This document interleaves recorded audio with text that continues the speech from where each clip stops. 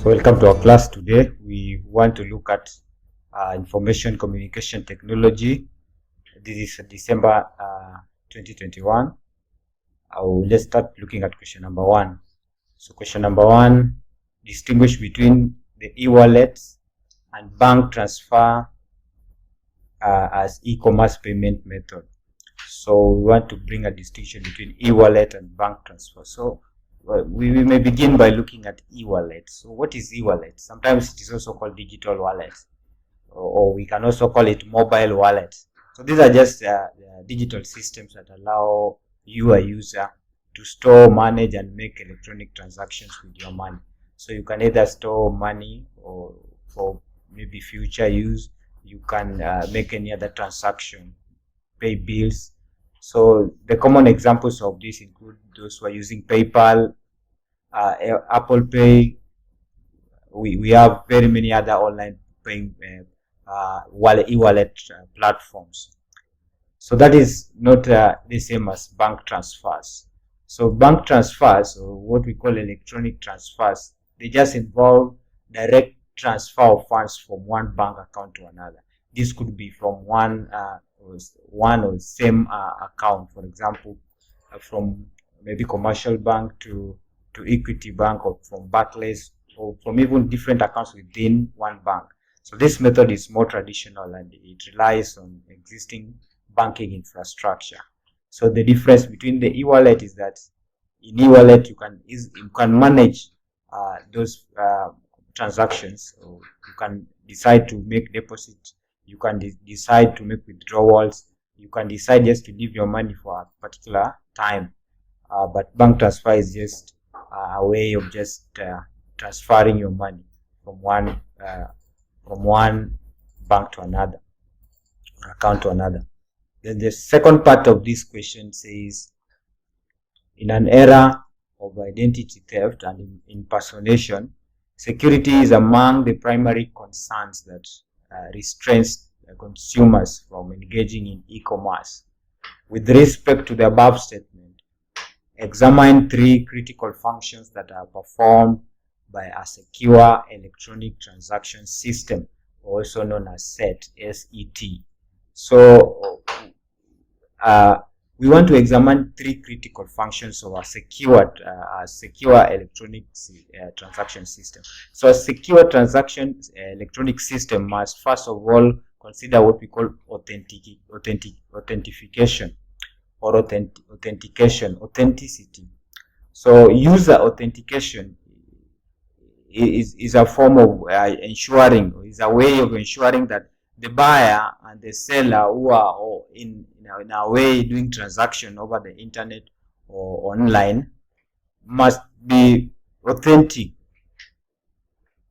They must be those who they claim to be.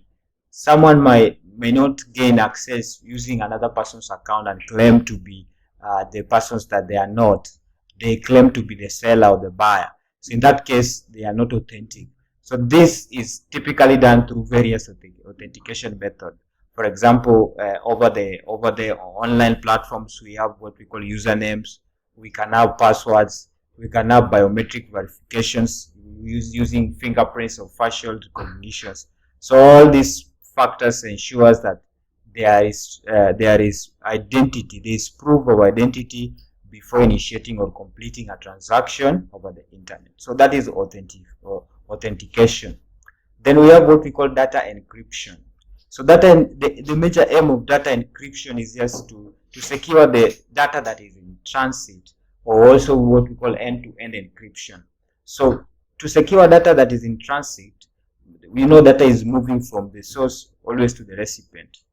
So this information could be from maybe, let's say, our credit card, maybe the details that are personal identification, or transactions that are going on. They contain some data. So a secure transaction system uses encryption protocol. The examples of such encryption protocols are secure socket layers or transport layer security. So these trust protocols ensure that data exchange between the buyer and the seller and the payment gateway is encrypted and secure during this transmission. So any body cannot intercept this data on transit and maybe read or duplicate this data, because they are in a form that they cannot understand unless they are decrypted. Then we have what we call digital signature. So this means that if you are a buyer or the seller and you are doing transactions over the internet, then you cannot deny your involvement in these transactions. You must be accountable for whatever you are doing. Why? Because the buyer initiates a transaction, then their digital signature will confirm their intention, and they cannot deny later on that it was not them. The seller also does the same. The seller digital signature confirms the acceptance of the transaction. So we have what we call digital signature, so that there will be no what we call non-repudiation, where somebody can deny their involvement in a transactions that took place over the internet. Then part B of the same question says, explain 5 benefits of a strategic information system in a business. So information system is very important in a business. It is a game changer today in the world of business. One, because it improves what we call decision making. So decision making lies squarely on time, accuracy, and even relevance of data. So this data analytics, those people who use this data, they analyze data and they provide information out of this data that can be used to make important decisions within an organization. These ones are very important to enable the managers and executives to make informed and strategic decisions, and this can always lead to better resource allocation, cost management, and overall business performance. So there's improved decision making because of this strategic information system within a business. Then we have what we call competitive advantage. If we have an effective information system, the business can gain a competitive edge in a marketplace. It can be having an head start. It will allow the organization to collect, analyze, and leverage market intelligence, customer insights, and even industry trends. They are able to leverage on changing trends in the industry. So this information can be used thereby to identify opportunities that have not been utilized or gaps that might be existing in the market. They might develop even their product and expand the market, and this will help the business stay ahead of its competitors. So in terms of competition, the business is able to stay ahead of the competitors. It can also enhance efficiency and productivity. Remember this. There will be increased operational efficiency and productivity, because the employees can focus on value-added activities rather than manual data entry or repetitive tasks, because now they are using equipment, they're using machines, they're using computers or good systems that they are able to get good data which are timely. So this will reduce the risk of errors and also delays in business operations. Thereby, it will enhance efficiency and also productivity.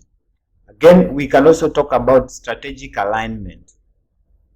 So the strategic information system will ensure that the IT strategy is closely aligned with the overall strategic goal of the business, so that whatever information or whatever role that is or whatever objective that is to be achieved by the systems in the IT department is aligned to the overall objective of the business. So this element will help in effective implementation of the business strategy by ensuring that IT investment and initiatives support the organization's long-term objectives. So this will help the business also to adopt or to adapt to any changing needs or changing business environments. And lastly, we can talk about better customer relationship.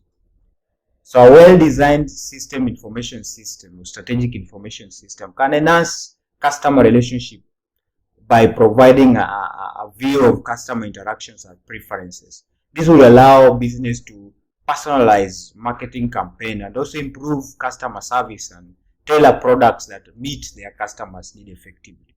Because now they have the information, they are able to gather information on customer needs or the consumer needs, and they are able to align their production based on what their customers' needs are.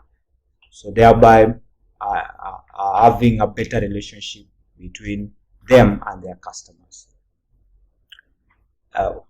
We can also talk about improved decision making that we talked about. It can also enhance efficiency and productivity that we've talked about.